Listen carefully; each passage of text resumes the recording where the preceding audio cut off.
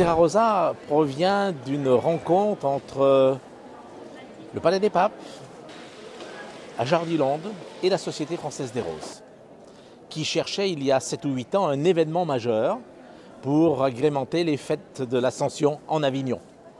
Alors après avoir tourné autour de tas de propositions et de projets, on a choisi de faire quelque chose qui est extrêmement original, présenter au public des variétés nouvelles qui apparaîtront pour la première fois au commerce à l'automne suivant.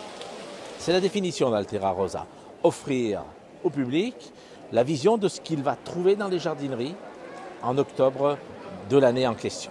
L'opération dure depuis 7 ans et d'année en année, nous devenons de plus en plus mûrs. L'an dernier, nous sommes arrivés à 22 000 visiteurs sur le week-end. Et nous sommes partis en première année, nous étions très contents, à 15 000. Donc vous voyez, 15 000 il y a 6 ans, 7 ans, et l'an dernier, 6 ans plus tard, on était à 22 000. Et je pense que cette année, les chiffres d'hier sont très confortables. Donc c'est vraiment une opération qui s'inscrit dans les mœurs, c'est les habitudes des gens de ce département et des départements limitrophes, et qui viennent toujours avec plaisir découvrir, et à chaque fois, un lot de choses nouvelles, de senteurs nouvelles, puis surtout qui ont plaisir à rencontrer les obtenteurs. Les obtenteurs qui sont sur les tables autour et qui sont là pour répondre aux questions, éventuellement informer sur où allez-vous pouvoir trouver telle variété qui m'intéresse au mois d'octobre. Il va faire chaud. Après, oui, moi je décale. Il a fait très chaud. Moi je préfère faire en racine nue. Par exemple, j'étais. Palais des Papes, une rose de nos créations, a été baptisée ici en avant-première dans le cadre prestigieux du Palais des Papes en 2004. Créer une rose est une chose très facile techniquement. Il suffit d'apporter du pollen d'une rose sur le pistil d'une autre.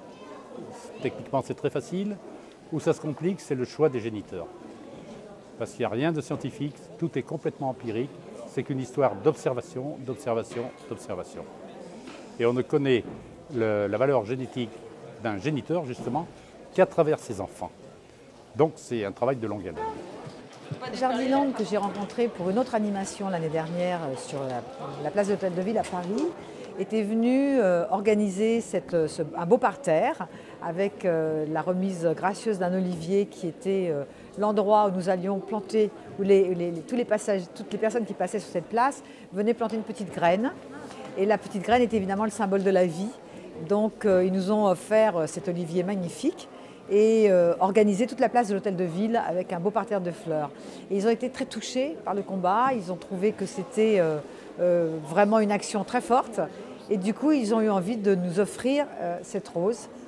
Et je dois dire que j'étais extrêmement touchée parce que c'est un très très beau symbole, une rose. Pour moi, maintenant, il y aura toujours une rose qui s'appelle Laurette Fugain et qui est un symbole absolument magnifique parce que c'est un symbole d'amour, c'est un symbole de beauté. Et voilà, on me l'a prêté, maintenant je le garde.